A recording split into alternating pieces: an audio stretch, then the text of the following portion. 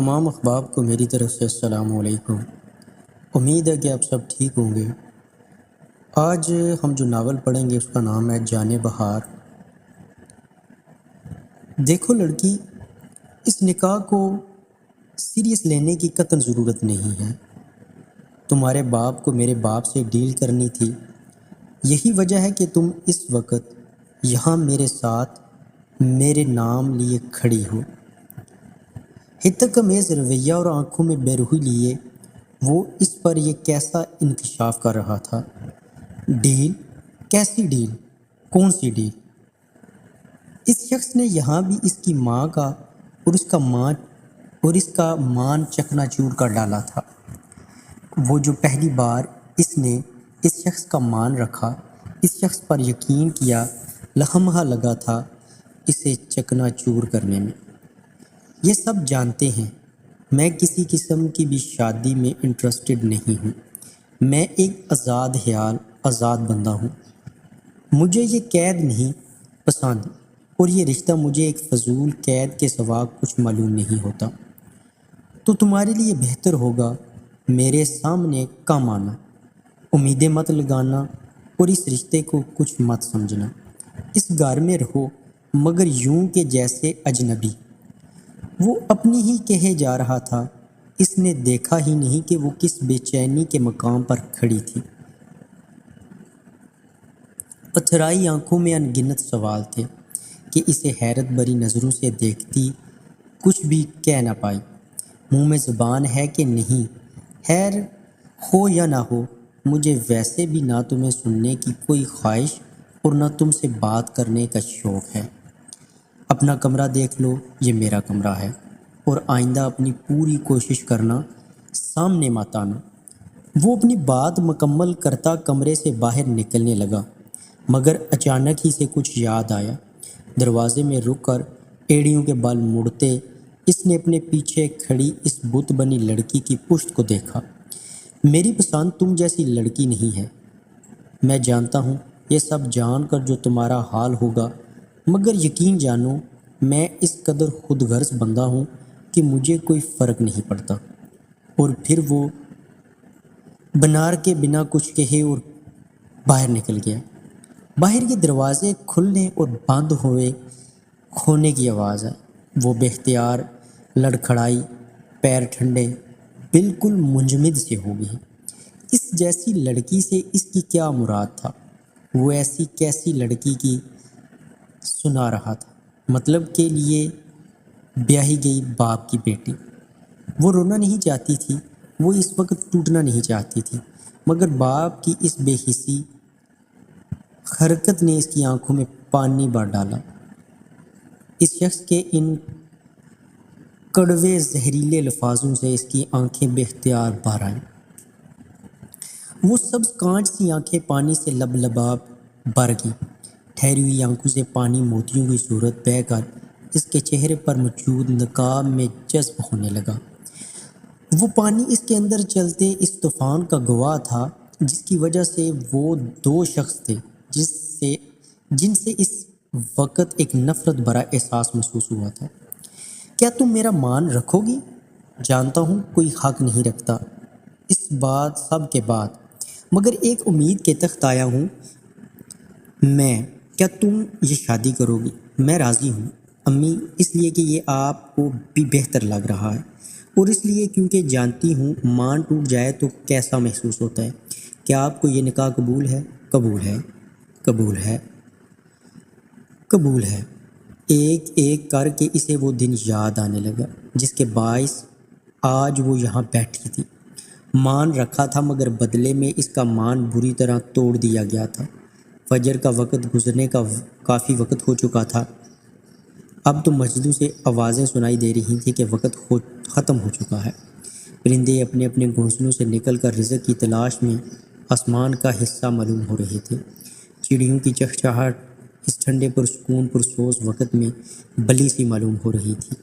اس چھوٹے سے صحن میں رکھے پودے اس ہلکی ہوا کے باعث ہل رہے تھے۔ نیلے خوبصورت آسمان کے تلے وہ پودے بے حد خوبصورت منظر پیش کر رہے تھے۔ خوبصورتی کا معیار کم یا زیادہ سے کب ہوا ہے؟ اس اس بات کا منہ بولتا ثبوت وہ صحن تھا جس پر کی گئی محنت نظر آ رہی تھی۔ گلاب کے پودے کے ساتھ کئی مزید پودے بھی رکھے تھے، جس میں ایک پودے زیادہ تعداد میں لگایا گیا تھا۔ سورج مکھی کا پھول اس وقت کھلا ہوا بے حد حسین دکھائی دے رہا تھا۔ اس صحن میں قید وہ حسن کسی کی انتھک محنت کا گواہ تھا۔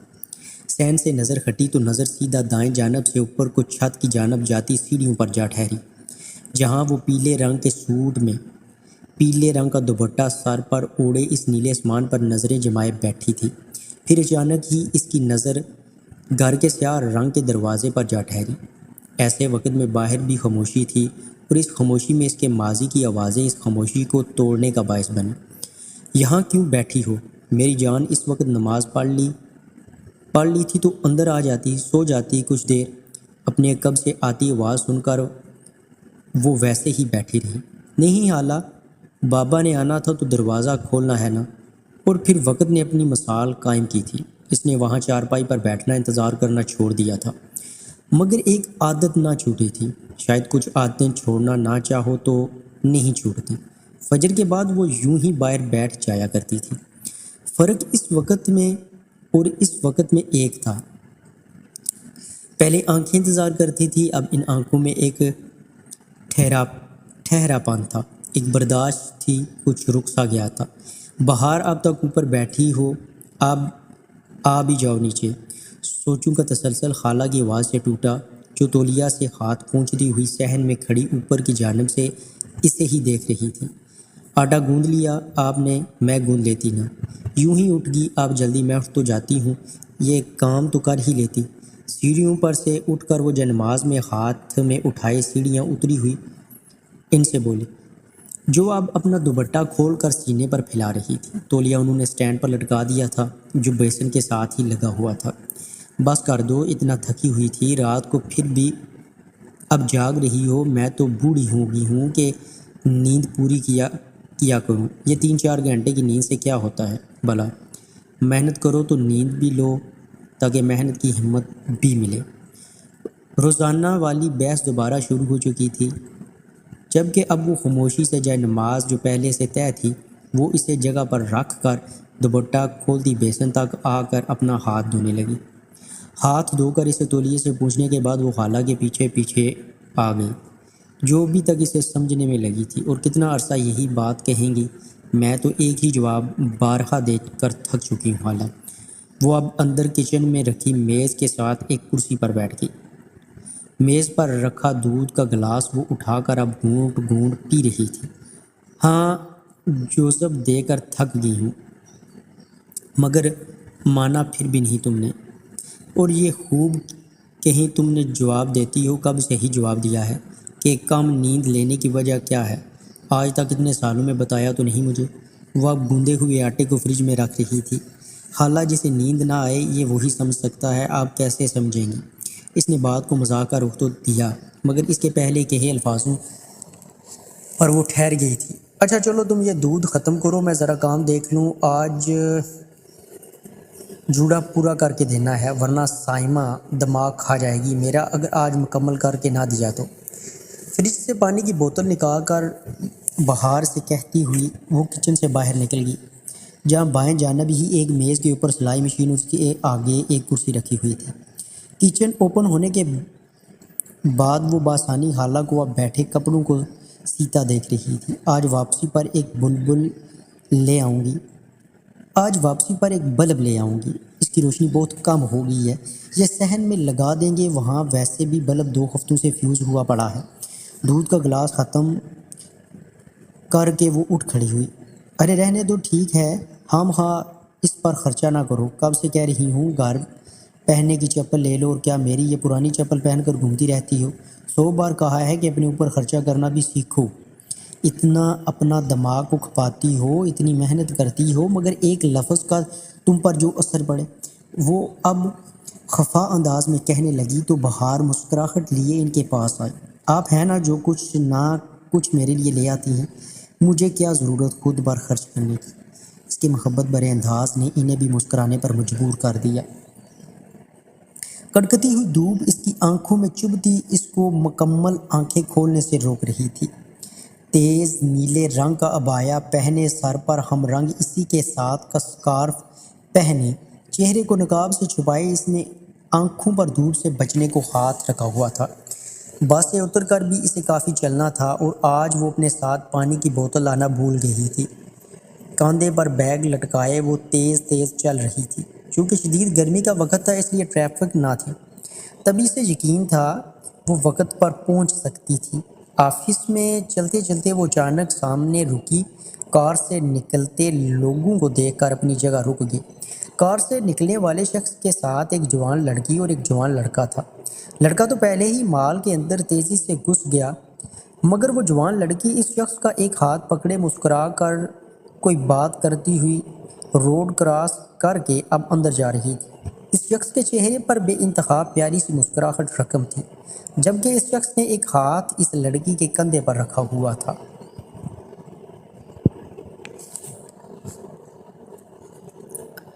اس حفاظتی حصار پر نظریں جمائے اس علم ہی نہ ہوا اس سے یوں کھڑا کتنا وقت ہو چکا تھا۔ اس سے پہنچنے میں دیر ہو رہی تھی۔ وہ چونکی تب جب پاس سے گزرتی کار نے سامنے والی کار کو ہارن دیا۔ چونکتے ہی اس نے دوبارہ مال کی جانب دیکھا، وہاں سے اب اور لوگ اندر داخل ہو رہے تھے۔ گارڈ پہرے پر کھڑا تھا، آنکھیں میچ کر کھولتی وہ خود کو نارمل کرنے لگی۔ پھر اچانک ہی اس کی نظریں اپنی کلائی میں پہنی گھڑی پر گئیں۔ وقت دیکھتے ہی اس نے خود کو کوسا۔ آخر وقت ضائع کرنے رک کیوں گئی تھی؟ خود کو کوستی ہی وہ دوبارہ چلنے لگی، گلا پیاس کے باعث خشک، جبکہ گرمی کے باعث کہ اس کے ہاتھوں میں بھی پسینہ آ رہا تھا۔ اب تیز تیز چلنے کے باعث اس کا سانس بری طرح پھولنے لگا۔ بہار یہاں آؤ۔ وہ جیسے آفس میں داخل ہوئی، سائڈ پر کھڑی انیلا نے اسے اپنی جانب آنے کا اشارہ دیا۔ لڑکی مرواؤ گی تم؟ بوس کا آج موڈ ویسے خراب ہے، لگتا ہے بیوی سے جھگڑ کر آئے ہیں اور اتنا غصہ کر رہے ہیں کہ سر پر موجود 2-4 بال بھی شاید آج اترا کر انہیں گنجا ہونے کا سرٹیفکیٹ دے دیں گے۔ انیلا کی تیز چلتی زبان کے ساتھ اس کے ہاتھ بھی تیز چل رہے تھے۔ وہ کوئی فائل ڈھونڈ رہی تھی اتنی ساری فائلز کے ڈھیر میں سے۔ یہ پکڑو، بوس نے دوبارہ تمہارا پوچھا ہے اور یہی کہہ کر ٹالا میں نے کہ تم اور امبر ایک ساتھ رانا صاحب والی فائل پر کام کر رہی۔ امبر کے کیبن میں وہ فائل نکال کر اسے تھماتی ہوئی اپنا کارنامہ بتانے لگی۔ یعنی بوس کو علم نہ تھا وہ لیٹ تھی۔ تنخواہ شکریہ، یہ ایسا کرو وہ والی مجھے دے دو، پہلے بھی شروع اس کا کام میں نے کیا تھا، خام خواہ بوس نے تمہیں پکڑا دی ہے۔ میں مکمل کر دیتی ہوں تمہیں۔ وہ سیاہ رنگ کی فائل اٹھاتی ہوئی بولی تو انیلا سر کو خم دے کر کرسی پر بیٹھ کر اپنا کام دیکھنے لگی۔ ارے کون ہے بھائی؟ آ رہی ہوں، یوں دم تو لو۔ حالات تیز تیز چلنے کے ساتھ دروازے تک پہنچے۔ دروازہ کھولتے ساتھ ہی چہرہ ان کے سامنے آیا۔ وہ احتراماً نیچے ہوئے۔ السلام علیکم اویس بھائی، آئیے اندر، کیسے ہیں آپ؟ انہیں راستہ دے کر وہ اب ان کے اندر آنے کا انتظار کرنے لگے۔ الحمدللہ میں ٹھیک ہوں، آپ سنائیں کیا حال ہے؟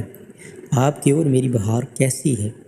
ضرور بابا سے خفا بیٹھی ہوگی کہ اتنے وقت سے چکر نہیں لگایا میں نے، وہ کہتے ہوئے اندر داخل ہوئے۔ ان کے پیچھے ہی ان کا بیٹا بھی تھا۔ السلام علیکم۔ وہ 24 سال کا لڑکا احتراماً سلام کر کے اندر داخل ہوا۔ اس کے ہاتھ میں کچھ بیگز بھی تھے۔ ارے یہ آپ کا بیٹا ہے اویس بھائی؟ ماشاءاللہ اتنا بڑا ہو گیا ہے۔ خالہ پیار سے اس لڑکے کے سر پر ہاتھ پھیرتی ہوئی بہار کے والد سے مخاطب تھی۔ جی ماشاءاللہ، آج اس نے کہا کہ مجھے اپنی بہن سے ملنا ہے تو میں بھی خوشی خوشی بیٹے کے ساتھ آ گیا کہ بہار بھی خوش ہوگی بھائی کو دیکھ کر۔ وہ خالہ کو جواب دے کر ان کے ہمراہ ڈرائنگ روم میں داخل ہوئے۔ بہار گھر ہے نا؟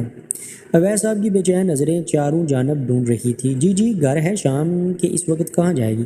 خالہ نے جواب دیتے ساتھ اسے بلانے کی غرض سے قدم باہر کی جانب لیے۔ ڈرائنگ روم سے نکل کر وہ کمرے میں داخل ہوئی۔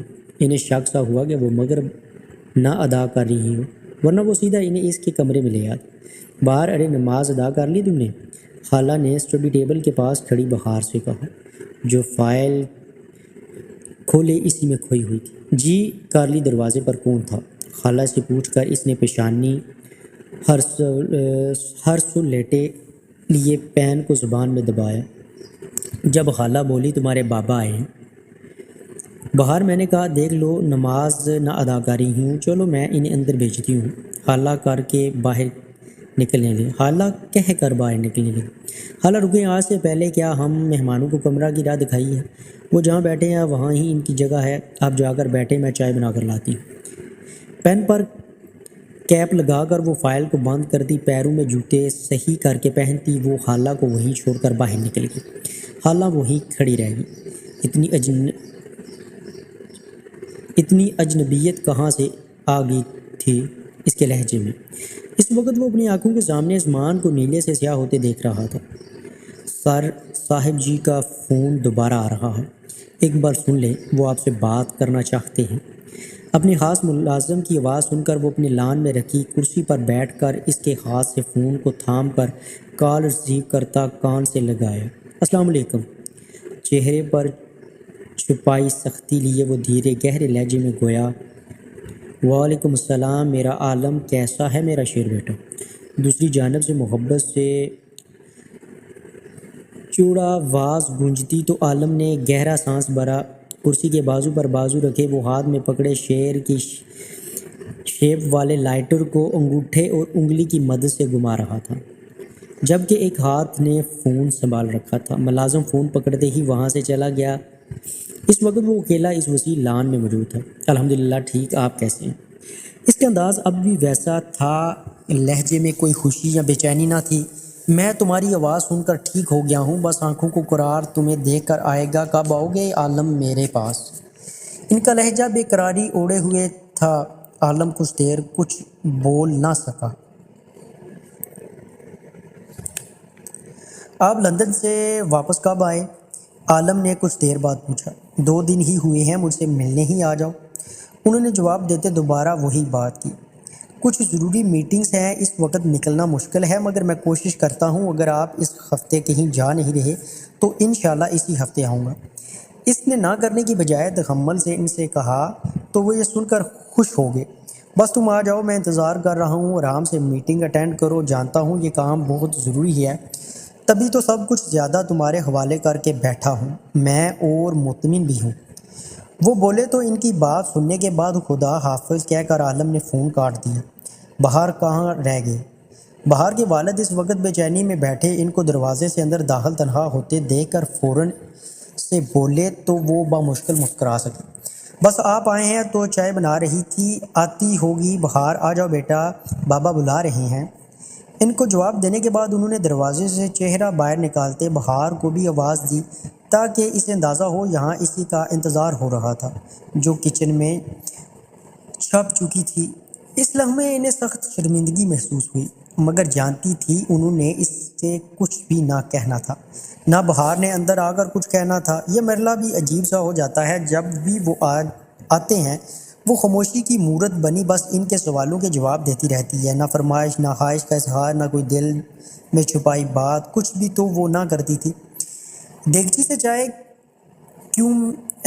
کپ میں انڈیلنے کے بعد باقی بچی ایک کپ چائے کو دیکھ کر بہار اسے واپس چولہے پر رکھ کر چولہا بند کر کے سفید رنگ کی ٹریس میں سفید رنگ کے کپوں میں درمیانے رنگ کی چائے کے ساتھ اس نے 2 پلیٹوں میں سے ایک میں بسکٹ تو دوسرے میں فروٹ کاٹ کر رکھ لیا تھا۔ اس ٹرے پر مطمئن نظر ڈال کر وہ کچن سے باہر نکل کر ڈرائنگ روم کی جانب بڑھی۔ دروازے کے نزدیک پہنچتے ہی وہ یکدم ٹھہر گئی۔ صبح کا منظر آنکھوں کے آگے لہرا گیا، مگر وہ اسے اگلے ہی لمحے جھٹک کر سر آنکھ جھکائے اندر داخل ہوتے ہی اس نے یوں ہی نظریں جھکائے سلام کیا، جس کا جواب اسے قدر گرمجوشی سے ملا۔ آج ان کے لہجے میں خوشی سی تھی، چاقت سی تھی، مگر وہ جلدی ہی اپنے جذباتوں کو کمپوز کر کے ٹرے درمیان میں رکھ ہی گول میز پر رکھنے لگی۔ میری بیٹی ان تکلفات میں کیوں پڑ گئی؟ یہاں تو آؤ، بابا سے ملو تو صحیح، بابا کے پاس بیٹھو تو۔ وہ جیسے ہی کپ اٹھانے کو جھکی، اس کا ہاتھ درمیان میں ہی مولک رہ گیا۔ تبھی خالہ بھی مسکراتی ہوئی اس کے کندھے پر ہاتھ رکھ کر خود کپ کو اٹھانے لگی۔ بابا کے ساتھ بیٹھو، میں دیتی ہوں، بنا تو لی تم نے؟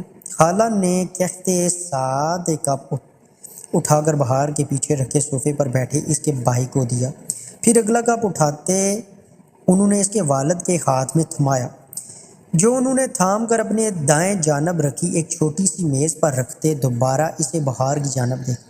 وہ اب بھی سر جھکائے کھڑی تھی۔ بہار، وہ بولے تو وہ اچانک سے چونکی، جیسے وہ ہوش میں لوٹی تھی۔ کسی گہری سوچ سے ان کی آواز نے کھینچ کر نکالا تھا۔ سبز رنگ کے سوٹ میں ملبوس وہ صرف چہرے لیے اب سر کو اوپر اٹھائے گی۔ یہاں تو آؤ، انہوں نے دوبارہ کہا تو وہ دھیرے دھیرے قدم اٹھاتی ان کے پاس گئی۔ جگہ پر فٹ ہوگی۔ کیسا ہے میرا بچہ؟ انہوں نے اس کے پاس بیٹھتے ہی اس کے کندھے کے گرد بازو پھیلاتے سر پر بوسہ دیتے ہوئے سوال پوچھا۔ وہ دونوں خواہ سے اپنا دوپٹہ دبوچ گئی۔ الحمدللہ، ایک لفظی جواب دے کر اس نے سر دوبارہ جھکا لیا۔ اس نے ایک نظر اٹھا کر بھی نہ دیکھا کہ سامنے کوئی تھا۔ دیکھو، آج تم سے تمہارا بھائی ملنے آیا ہے۔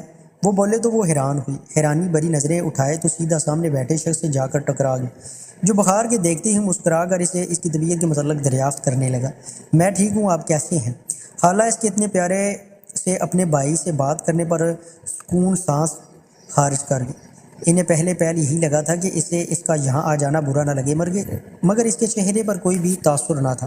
لہجہ قدرے نرم تھا۔ الحمدللہ، اتنی پیاری سی بہن سے مل کر بھائی ٹھیک ہیں آپ کا؟ وہ بولا تو خالہ اور بہار کے والد مسکرا کر بہار کو دیکھنے لگے، مگر وہ مسکرا نہ سکی۔ کیا کر رہی ہو آج کل؟ اب کی بار ہلکی پھیلی باتوں کی شروعات ہوئی۔ ہلکی پھلکی باتوں کی شروعات ہوئی، کبھی اس کے والد تو کبھی اس کا بھائی اس سے کچھ پوچھ لیتا۔ وہ ان دونوں کو باری باری جواب تو دینے لگی، مگر اس نے ان سے خود سے کوئی بھی بات نہ کی۔ چائے کے ساتھ باتوں کا سلسلہ بھی جاری رہا۔ جب خالہ اٹھ کر ڈرائنگ روم سے باہر نکلی، باہر نکل کر انہوں نے کچن میں قدم رکھا۔ صد شکر آج مرغ پلاؤ بنایا تھا۔ فریج کھول کر اس میں سے رائتہ نکال کر انہوں نے جلدی رائتہ بنانا شروع کیا۔ رائتہ بنانے کے ساتھ وہ پیاز اور کھیرا بھی نکال چکی تھی۔ دھنیا، پودینہ اور مرچ کے ساتھ زیرہ پیس کر اسے رائتے میں ڈال کر انہوں نے جلدی سے اسے مکس کر لیا۔ اب انہوں نے پیاز کا چھلکا اتار کر اسے کاٹنا شروع کیا۔ ایک پلیٹ میں چھوٹے چھوٹے کیوبز میں پیاز اور کھیرا کاٹ کر انہوں نے رکھا۔ دوسری جانب ایک شیشے کا باؤل اٹھا کر رائتے میں اس میں ڈالا۔ اب انہوں نے چاولوں کے لیے ایک بڑی سی پلیٹ اٹھائی۔ اس میں چاول ڈال کر انہوں نے وہ پلیٹ اوون میں رکھ کر 1 منٹ کے لیے لگاتے دوسری بڑی ٹرے اٹھا کر اس میں سلاد والی پلیٹ اور باؤل رکھا۔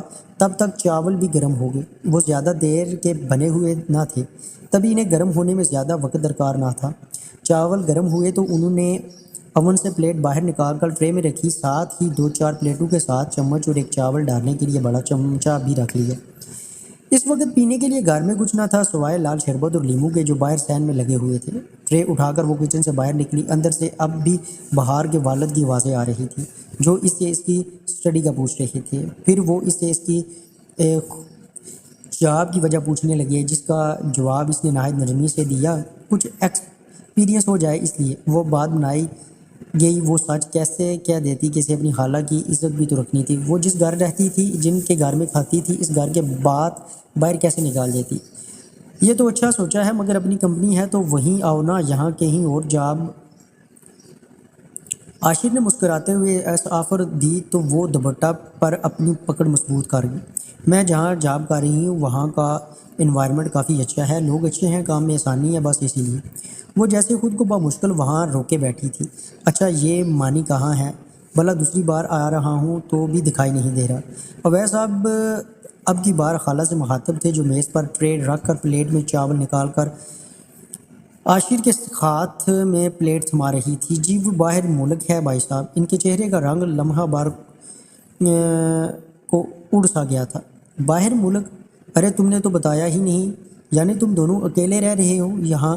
پاس والے گھر خالی ہیں، مانی اور اس کی بیوی چلے گئے؟ جی دراصل ان کے انتقال کے کچھ عرصے بعد ہی وہ دونوں چلے گئے تھے، بھائی نہیں رہا تو بس دل خراب سا ہو گیا تھا ان کا۔ وہ جو بیعت کہتی ہوئی کسی سے بھی نظریں نہ ملا سکی، جبکہ بہار دانت پر دانت جمائے ثبت کیے بیٹھی رہی۔ تو کاروبار کیسا چل رہا ہے؟ آمدنی تو آتی ہوگی نا آپ کے حصے کی؟ وہ اب ان کے ہاتھ سے چاولوں سے بھری پلیٹ تھام کر دوسرا سوال کھڑا کر گئی۔ جی آتی ہے بابا، یہ جواب بہار نے دیا۔ وہ خالہ کا چہرہ دیکھ چکی تھی۔ مجھے علم نہیں تھا کہ تم دونوں اب اکیلی ہو، کوئی مسئلہ تو نہیں ہوتا تم دونوں کا ماحول بہتر ہے نا؟ آس پاس کے پڑوسی ٹھیک ہے نا؟ ویسے ہے تو پرانا محلہ، مگر پھر بھی سب ٹھیک ہے نا؟ ویسے اب کچھ خر پریشانی سے دکھائی دے رہے تھے، شاید انہیں اپنی کم علمی کا افسوس ہو رہا تھا۔ جی بھائی صاحب ٹھیک ہے، آس پاس کے لوگ پہلے جیسے ہی اچھے اور نیک دل والے ہیں۔ خالہ نے اب انہیں جواب دیے کر اپنی جگہ سنبھالی تو بہار اٹھ کھڑی ہوئی۔ ارے کہاں جا رہی تھی؟ اس کے والد پوچھتے ہی سے پہلے ہی عاشر بول اٹھا۔ بہار نے چون کر عاشر کو دیکھا، اس کے چہرے پر نظر دوسری ڈالی تو اسے علم ہوا ان میں ایک وجہ مشترکہ تھی، وہ تھا آنکھوں کا رنگ۔ وہ دکھنے میں نہایت پرکشش تھا اور اس وقت نیلے رنگ کی جینز پر سفید شرٹ پر نیلا ہی کوٹ پہنے وہ بہت ہی پیارا دکھائی دے رہا تھا۔ ہاتھ میں مہنگی گھڑی تھی، بال نہایت ہی سلیقے سے سیٹ کر رکھے تھے۔